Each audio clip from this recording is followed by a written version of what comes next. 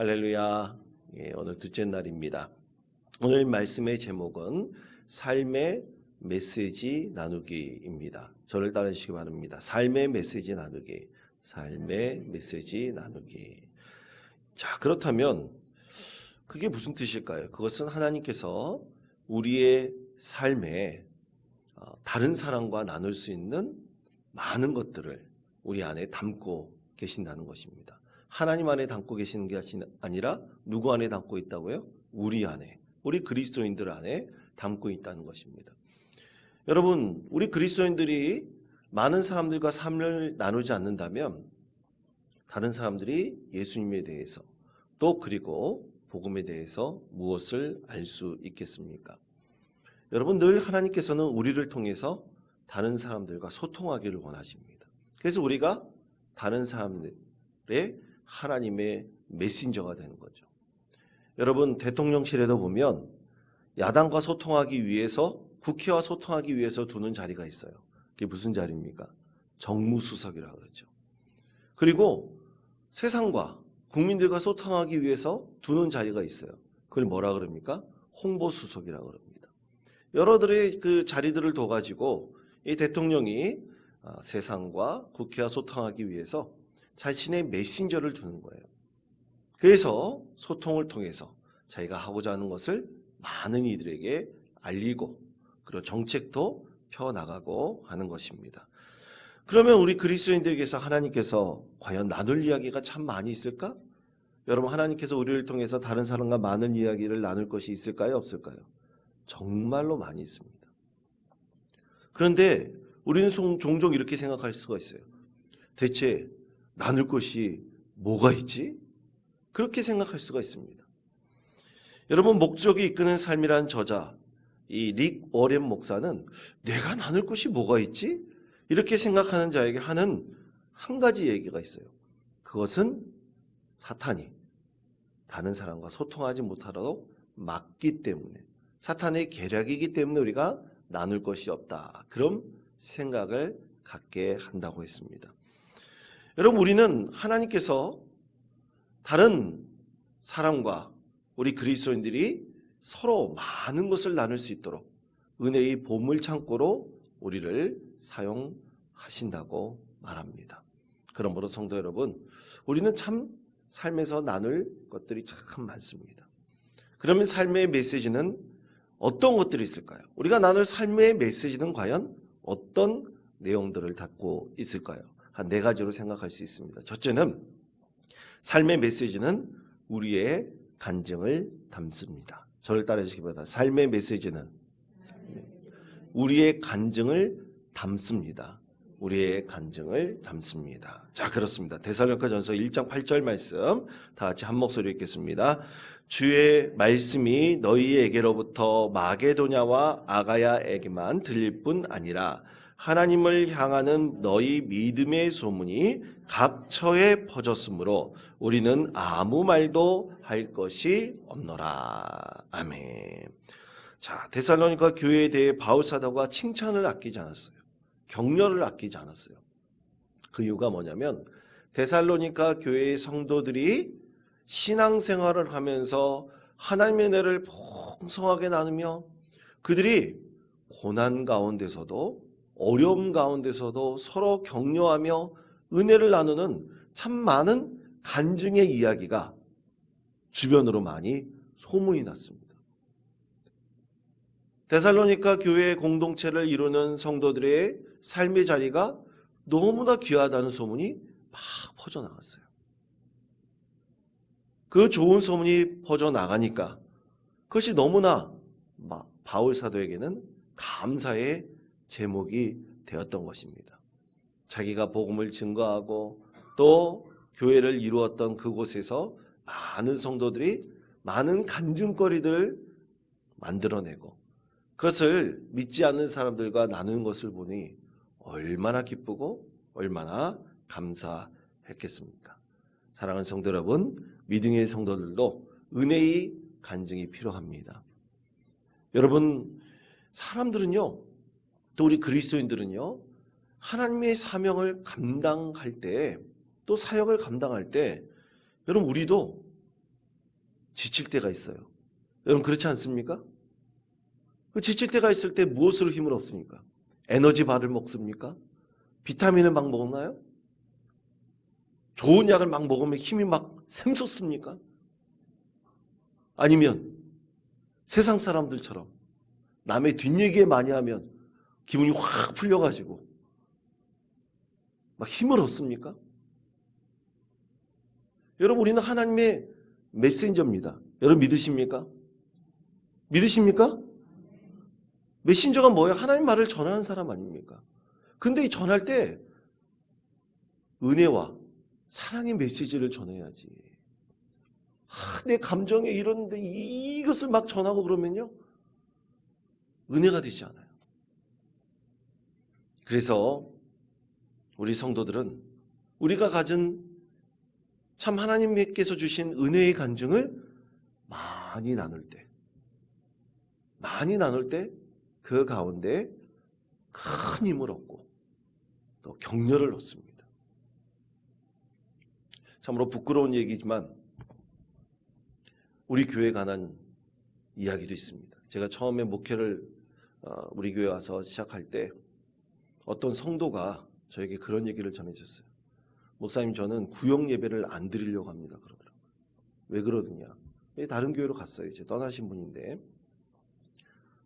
구역에 갔더니만 예배는 5분밖에 안 드리고 10분밖에 안 드리고 다 남의 뒷얘기만 하더래요. 좋지 않은 얘기만 하더래요. 처음에는 참여했지만 그것이 너무나 영적으로 힘들었습니다. 그래서 구역 예배를 가지 않았대요. 그 얘기를 듣고 사실 우리 교회를 목회하러 이곳에 하나님께서 저를 파송했다고 생각을 하는데 참 마음이 아팠습니다. 이거부터 바뀌어야 되겠구나. 우리의 삶에 얼마나 간증거리들이 많습니까? 여러분 우리 간증거리 없어요? 근데 우리를 이 간증할 거리가 없다고 생각하는 거예요. 여러분 그렇지 않습니다. 처음 우리가 예수님을 만났을 때 또 우리가 힘든 과정에서 기도로서 극복해가는 것 또 은혜를 함께 나누는 것 이런 것이 얼마나 우리에게 큰 힘과 격려가 되는지 모릅니다. 근데 지금 들리는 소문에 보면 그런 얘기는 하나도 들리잖아요. 구역 예배를 드릴 때 은혜의 삶을 쫙 나누는데 힘든 가운데서도 하나님이 주신 은혜를 나누는데 그 가운데 많은 성도들이 얼마나 큰 힘과 능력을 얻는지 모른다. 그런 좋은 소문이 저에게 들리고 있습니다. 이번 하반기 때는 우리 구역 예배를 제가 한번 직접 인도하러 갈 거예요. 갈 때 은혜의 좋은 소문을 많이 알려주시는 우리 믿음의 성도 되시기를 바랍니다. 자, 그렇게 많은 사람들에게 영향력 있는 것이 사실 간증입니다. 믿지 않는 사람들에게도 그 간증이 우리에게는 큰 힘이 돼요. 제가 주로 보는 큐티직에 보면 매일같이 간증이 기록되어 있어요. 그것을 봤을 때 어떻게 이렇게 간증할 거리 많지? 정말 간증할 거리가 어떻게 이렇게 많을까? 그리고 도저히 세상적으로 이겨나갈 수 없는 것들을 믿음으로 잘 견디고 극복해 나가는 성도들의 이야기가 그 큐티집에 담겨져 있는데 참 많이 힘이 되고 격려가 될 때가 참 많습니다. 어제 읽었던 한 내용에 보면 외국인이에요. 외국인 그리스도인들입니다. 부부가 아주 열심히 신앙생활을 했어요. 신실한 신앙인들입니다. 그런데 남편이 말기암 진단을 받은 거예요. 그때 마음속에 들었던 것이 부부가 그렇습니다. 하나님, 저희는 그래도 나름대로 열심히 신앙생활을 해왔는데 우리에게 왜 이런 어려운 일이 있습니까? 그때 두 부부는 기도하면서 하나님의 말씀을 늘 묵상하고 있었는데 계속 묵상할 때 하나님께서 말씀을 통해서 깨닫게 하신 것이 있었어요. 하나님께서 이것을 우리가 자연스럽게 받아들이기를 원하신다. 그리고 하나님께서는 우리에게 최선의 일을 행하고 계신다라는 것을 깨닫게 되었습니다. 그랬더니만요, 오히려 담대해지고 그 가운데 힘이 났습니다. 그리고 더욱더 세상을 바라볼 때 하나님의 은혜의 관점으로 바라보게 되었고요. 그리고 남편이 이제 수술을 하게 되었는데 그 수술할 때도 두려운 마음보다는 확신을 가지고 담대하게 수술을 받을 수 있었다고 합니다. 여러분, 우리의 간증은 이렇게 중요한 삶의 메시지가 됩니다. 우리의 삶의 메시지를 그냥 우리의 가슴 속에 담아두지 마시고 또 부끄러움 갖지 마시고 우리가 갖고 있는 간증을 많은 분들에게 나눌 수 있는 믿음의 성도 되시기를 권면드립니다. 여러분, 어떤 교회 가면 초신자들이 처음 예수 믿고 구원받은 이야기를 간증하는 교회들이 있어요. 그러면 어떤 분들이 속으로 그런 생각하는 분들이 있습니다. 아니, 무슨 초신자가 간증할 거리가 있을 때 신앙생활도 오래 하지 않은 사람이 뭔 얘기할 게 있대? 그렇게 생각할 때가 있어요. 그러나 여러분, 예수님을 가장 처음 만났을 때 이야기가 가장 생생한 은혜의 간증거리입니다. 여러분, 그것을 우리도 많은 성도들이 나눌 수 있을 때 기쁨이 있고 감사가 있습니다. 우리 새 가족들이 혹시 우리 교회 등록해서 처음 예수님을 만났을 때 그 은혜가 있다면 간증을 한번 나눠보십시오. 그만큼 하나님께서 우리의 삶의 메시지로 간증을 담아 놓으실 때 많은 간증거리가 있는 믿음의 교회가 큰 은혜의 공동체가 될 수 있을 것이라고 믿습니다. 두 번째는 이 삶의 메시지는 삶의 교훈을 담습니다. 저를 따르시기 바랍니다. 삶의 메시지는 삶의 교훈을 담습니다. 삶의 교훈을 담습니다. 이것은 하나님께서 우리의 삶의 경험을 통해서 가르쳐 주신 진리의 메시지라 할 수 있습니다. 여러분, 성경 말씀에 보면 참 여러 성경 속에서 등장하는 믿음의 선조들이 그의 삶의 많은 교훈을 여러 가지 경험들을 통해서 얻는 것을 참 많이 봅니다. 대표적인 사람이 다윗과 같은 사람이죠. 다윗은 목동으로 있을 때 늘 하나님께 찬양을 올려드리면서 많은 삶의 경험을 했고요. 또 전쟁터에 나와서 골리앗을 무너뜨리면서 또 도망자가 되면서 왕위에 올라가면서 또 그가 하나님의 말씀의 법을 어겼을 때 얻는 삶의 교훈도 참 많이 있었습니다.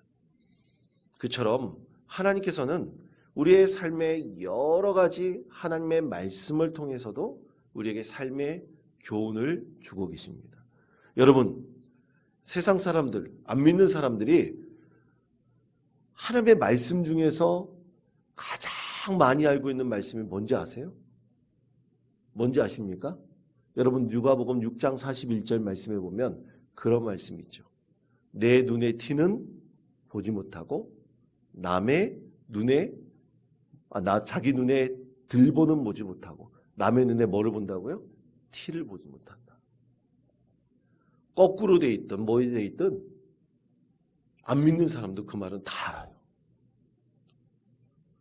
왜냐하면 그것이 우리의 삶의 진짜 교훈이 되기 때문입니다.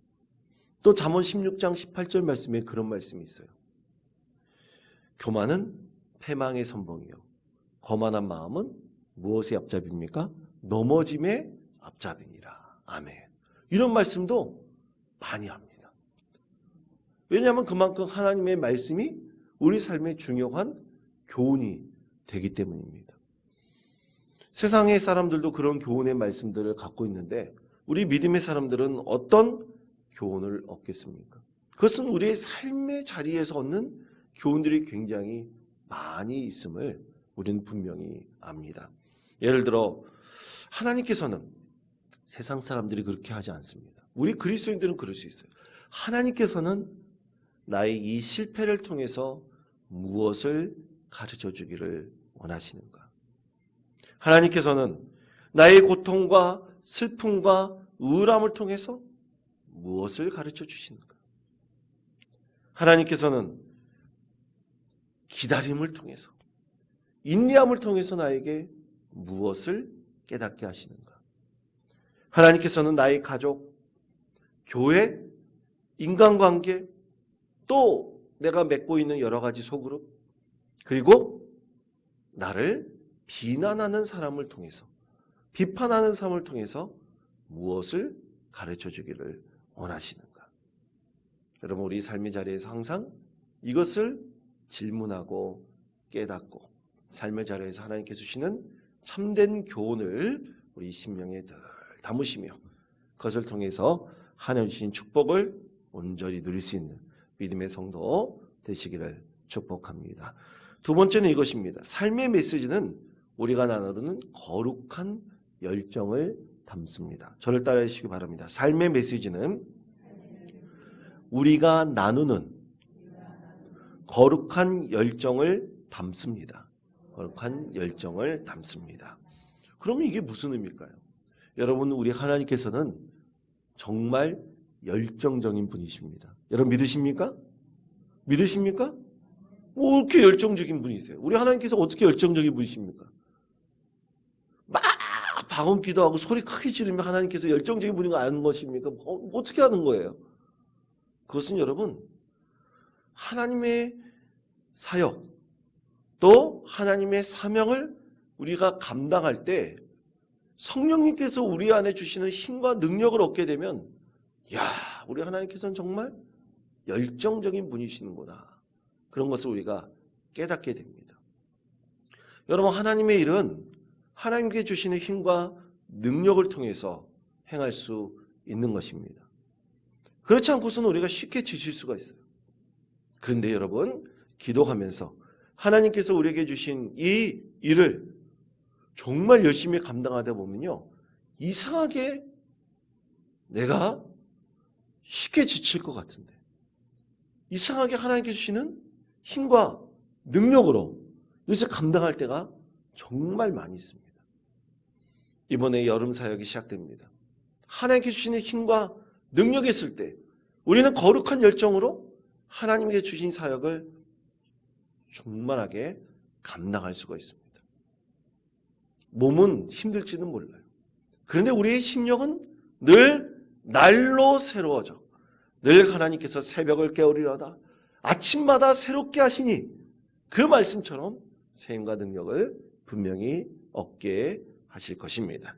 여러분, 그 가운데 반드시 무엇이 있어야 되냐면 은혜가 있어야 됩니다. 아멘? 은혜가 있어야 돼요. 은혜가 없으면 감당하기 힘들어요.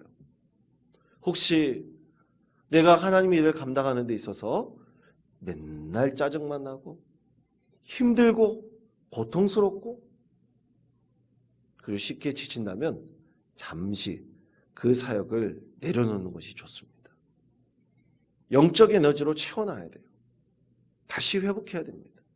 그때 하나님께서 우리에게 더 거룩한 열정을 주셔서 이 모든 사역을 잘 감당할 수 있도록 은혜를 베풀어 주실 것입니다. 마지막 네 번째는요, 삶의 메시지는 복음을 담습니다. 저를 따라 주시기 바랍니다. 삶의 메시지는 복음을 담습니다.